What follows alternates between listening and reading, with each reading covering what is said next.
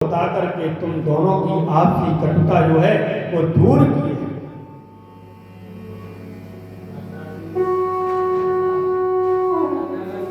इसी समय मैंने उसे खूब समझा। दक्ष प्रजापति ने मेरे अनिया को गौरव देते हुए अपनी पत्नी के गर्भ से 60 सुंदर कन्याओं को उत्पन्न किया है। दक्ष ने अपनी 10 कन्याओं का विवाह धर्म से किया, 13 कन्याओं का विवाह कश्यप मुनि से किया और 27 कन्याओं का विवाह चंद्रमा से किया। दक्ष ने अपनी 2 कन्याओं का विवाह अभूत और अंगिरा और नक्षत्र को और 4 कन्याएं अरिष्ट देवी को दी। इन सबकी संतान परंपराओं से 3 लोक में भरे पड़े हैं।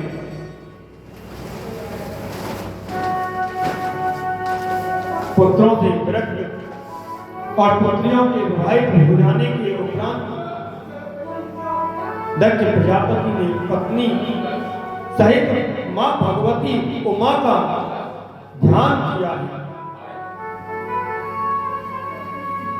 और दंपति की आराधना की है। मां उमा जो है दोनों पति पत्नियों की आराधना को स्वीकार करते हुए बड़ी प्रसन्न हुई और यथासमय बैरणी के गर्भ से देवी का निवास हुआ है।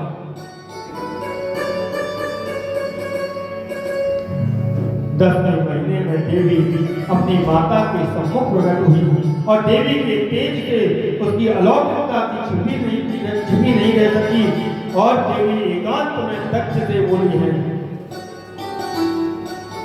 अहेमाराधिता पूर्वं सुतार्थं ते प्रजापते ईशितं तव सिद्धिं तु तपोधारया संस्कृति। हे दत्त, पूर्व जन्म में पुत्री रूप में मुझे पाने के लिए तुम्हारे द्वारा ये तप को आज मैंने सफल कर दिया है। इस पर तुम्हें आनंद और प्रसन्न होना चाहिए।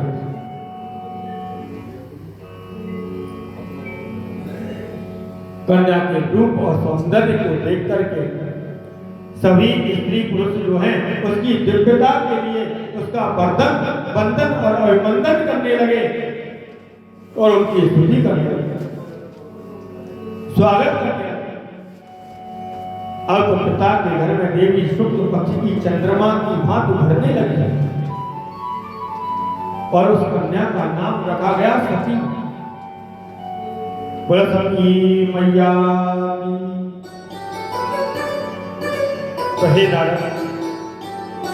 शिवा की मृत्यु होने पर हम दोनों दक्ष से मिलने गए तो हम दोनों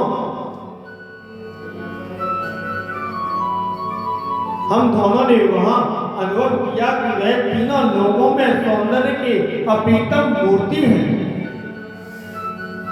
दक्ष द्वारा सम्मानित हम दोनों के आसन पर बैठ जाने पर जब शिवा ने मुझे प्रणाम किया तो मैंने उसे आशीर्वाद देते हुए कहा कि देवी, तुम अपने मनोवांछित भगवान शंकर को पति रूप में प्राप्त करो।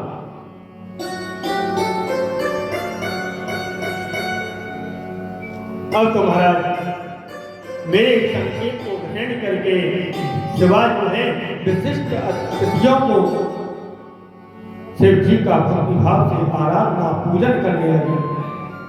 यथा समय देवों के समीप के साथ में सपत्नी हम दोनों भगवान विष्णु और ब्रह्मा जी भगवान शंकर के दर्शन को गए। वहां हमने भगवान की भक्ति भाव से वंदना और स्तुति की और भगवान ने सभी देवों का यथा योग्य अभिवादन किया है। देवताओं से निपटने के पश्चात शिव जी हम दोनों से बड़े प्रेम से मिले और हृदय से हमारा अभिनंदन किया है, स्वागत किया। और हम दोनों से भगवान शिव बोले, हे ब्रह्मन हरे युवाम प्रियतरो सदा दृष्ट्वा वाचमानन्दो भवत्यतितरां खलु।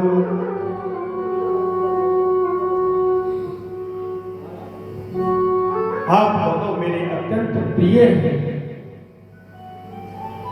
आप दोनों से मिलकर के मुझे और प्रसन्नता हुई। आप सपत्नीक आए हैं, क्या कोई विशेष उद्देश्य है? सर्वज्ञ शिव जी के इस प्रकार पूछने पर भगवान विष्णु ने उनकी अनुमति, भगवान विष्णु से मैं अनुमति पाकर के मैंने उनसे कहा,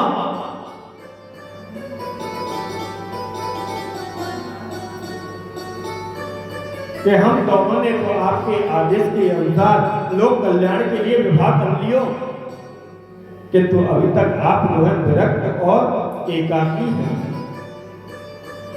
तो हे प्रभु, आप जो है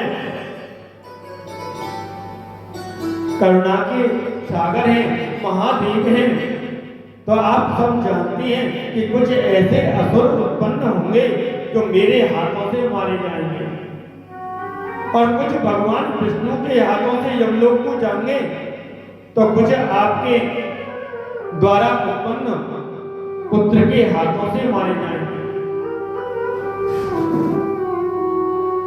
तो आप सदैव राग द्वेष से अतीत और एकमात्र दया परायण करुणा सिंधु हैं। अतः संभव है कि आप अपराधी असुरों का भी वध करने को उद्यत हो।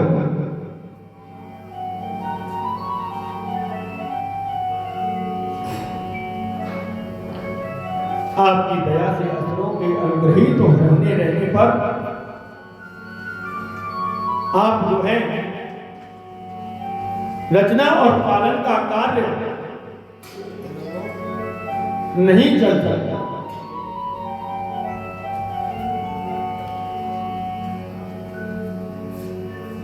विद्वत भी आवश्यक है। कार्य भेद के कारण ही हमारा रूप भेद है। अतः आपसे हमारा अनुरोध है कि आप जो है किसी एक लोक हित के कार्य में तत्पर रहने वाली परम सुंदरी रमणी को अपनी पत्नी बनाना स्वीकार करें।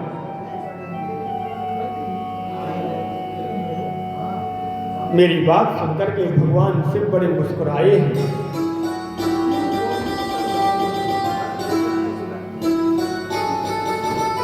और मुस्कुराते हुए शिव जी ने कहा कि देखो, आप दोनों के विचार हैं ना, इन विचारों को मैं बहुत आदर करूंगा कि मुझ जैसे विरक्त आत्मा राम जो है, आत्मा राम निर्लिप्त अवधूत का भला किसी कामी से क्या हो सकता है। विवाह तो एक बहुत बड़ा बंधन हो गया है। विवाह एक बहुत बड़ा बंधन हो गया है कि ना हो। सवाल ने बताओ सब कोई हुआ है? हाँ, गांठ बांध के बैठ जाए तो जाग बदले के लिए कितने साल तपस्या करनी पड़ेगी? जन्म के कितने साल? कम से कम गौतम ने तो 18 साल लग जाए, गौतम ने 20 साल लग जाए, गौतम ने 30-35 साल लग जाए। और हमारे पंडित तो अब तपस्या कर रहे हैं, अब तक कोई नहीं था।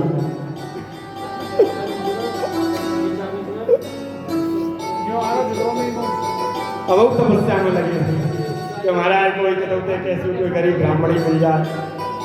अब तो यहाँ तक है कि कैसी मिल जाए, लंगड़ी लूली काली भेड़ी कैसी मिल जाए, वैसे काम चला। तो विवाह को जो बंधन है वो बहुत बड़ा बंधन है, बड़ी जिम्मेदारी है विवाह में।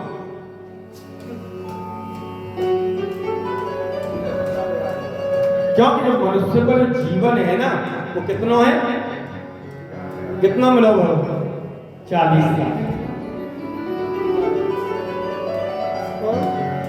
बाकी की जिंदगी जो है ना वो सब किराए की चल रही है।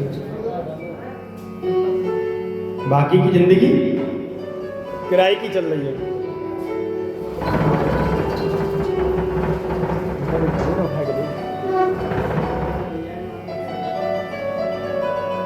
कैसे है पता है ना? एक समय की बात है, एक गधा जो होता है ना, गधा घूमता है, वो भगवान शिव के पास में पहुंचा और जाकर के बोला को महाराज क्या बताऊं, बड़ा परेशान रहता हूं, मेरी लाइफ जो है इतनी लाइफ खराब है, क्या करूं? मेरी जो है दिन भर भोजन होता हूं और शाम को क्या मिलती है? सूखी घास खाने को मिलती है, दुत्कार मिलती है, फटकार मिलती है, और तो और लोग बाग आजकल ऐसा कहने लगे हैं अपने बाल के अंदर, तो बिल्कुल गधा। बोले क्या करना चाहिए? बोले महाराज मेरी उम्र कम कर दो। अरे भाई, पुरुष को उम्र बढ़वाना चाहता है, जीव हर व्यक्ति अपना उम्र बढ़वाता है, और तू तो ये कह रहा है कि मेरी उम्र कम कर दो। बोले हाँ महाराज, मैं तंग आ गया इस जिंदगी से, अब नहीं रहना मुझे। बोले कितना कम कर दूं? जितनी? बोले 20 साल कम कर दूं? बोले हाँ महाराज चलेगा, 20 साल कम कर दो, कोई दिक्कत नहीं, चलेगा। और गधे की 20 साल कम कर दो। मनुष्य को पता, मनुष्य बोला कि अच्छा गधे की उम्र कम हो गई है, भगवान शिव जो है उम्र बढ़ा रहे हैं, चलो बोला। सीधा मनुष्य दौड़ा दौड़ा गया कैलाश पर्वत पे, जाके भगवान शिव के चरण पकड़ लिए और कहने लगा महाराज कृपा करो। क्या हुआ? अरे महाराज क्या बता, मैं बालक नहीं आए, 18 साल के तो बड़े हुए, अब तो गवर्नमेंट ने नियम ऐसा बना दिया है 20 साल से पहले, 21 साल से पहले शादी नहीं हो, और शादी है कि जब करने का कोई नंबर पे हमें जब हमारा नंबर आ जाए 40 साल कहेंगे चलो ऊपर। हमारा उम्र कम पड़ती है, अच्छा बढ़ानी है। बोले 20 साल गधे की बाकी है, दे दो। बोले हाँ चलेगा, कोई दिक्कत नहीं, चलेगा चलेगा। 20 साल गधे की उम्र कितनी हो गई? 60 साल। अब उसके बाद में जो है कुत्ता पहुंचता है, और कुत्ता का क्या पोजीशन है? कुत्ता की है मन कुत्ता दर दर फिरे, दर दर दुर दुर हो। जिस दरवाजे पे आ जाए उस दरवाजे पे कुत्ते को फटकार मिलती है, ललकार मिलती है। जबकि सबसे वफादार जीव है तो केवल कौन है? एक कुत्ता है।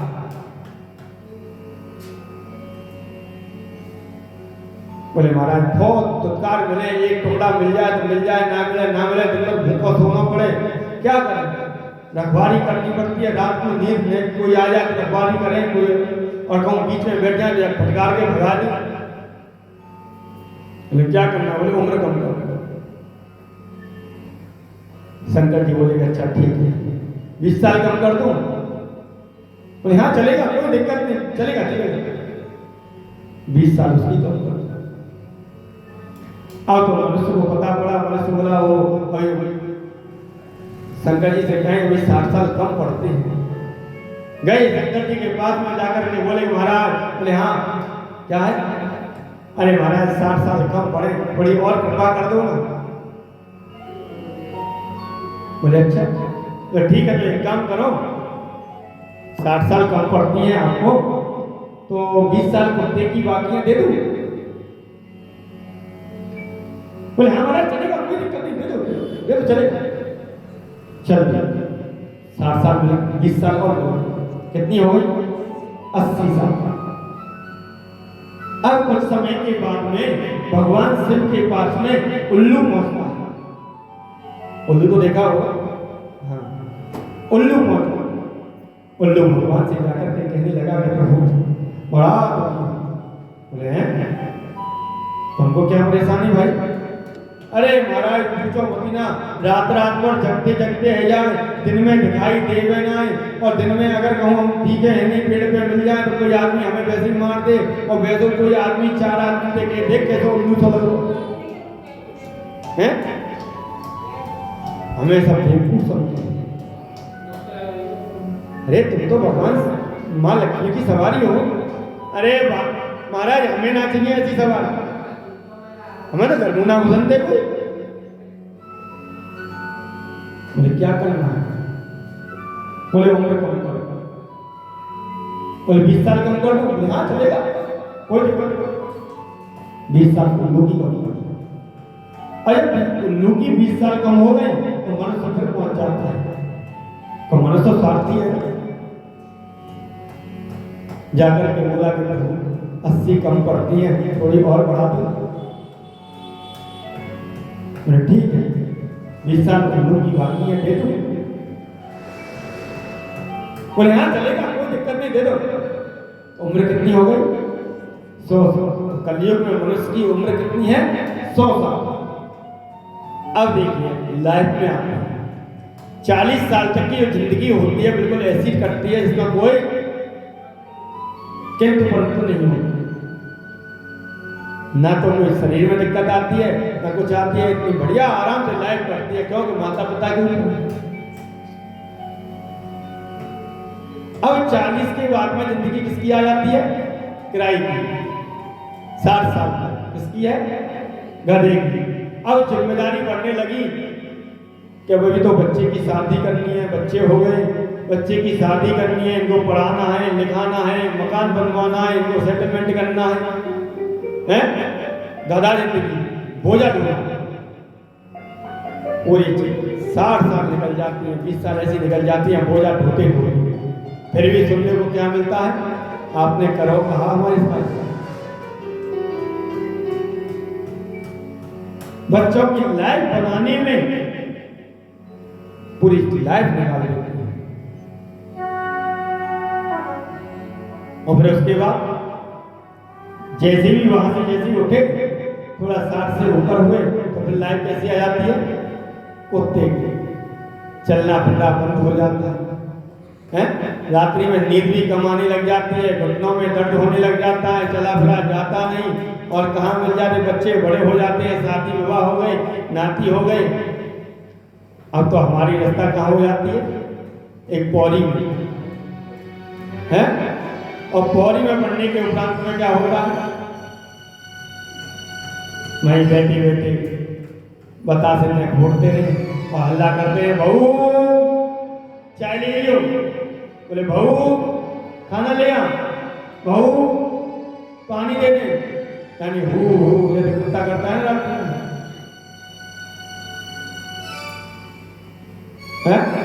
तो कुत्ते ऐसे प्रवृत्ति हो जाती है। मुँह देखते हैं, बच्चा दे दे खाने के लिए तो खा लेंगे, नहीं लाई तो नहीं देंगे, चार पड़ोसी आगे तो उनका स्वागत भी नहीं कर सकते। 80 साल निकल जाते हैं, और फिर रात 80 के बाद में लाइफ कैसी हो जाती है? उल्लू। रात्रि में नींद आती नहीं, खटिया में पड़े हैं, नींद आने नहीं, भूख लग रही है, भूख भी नहीं है, अपना और तो और मलमूत्र भी उसी में करती हैं, और बहुएं भी पीछे से ताना मारती हैं, इन्हें कम मरेगो पतो ही ना है जी, और मातम नहीं खाई, चलो हमारे ने नहीं बेटो बेटो बता से नहीं भूखतो रे है। अरे कहूँ ना भजनवा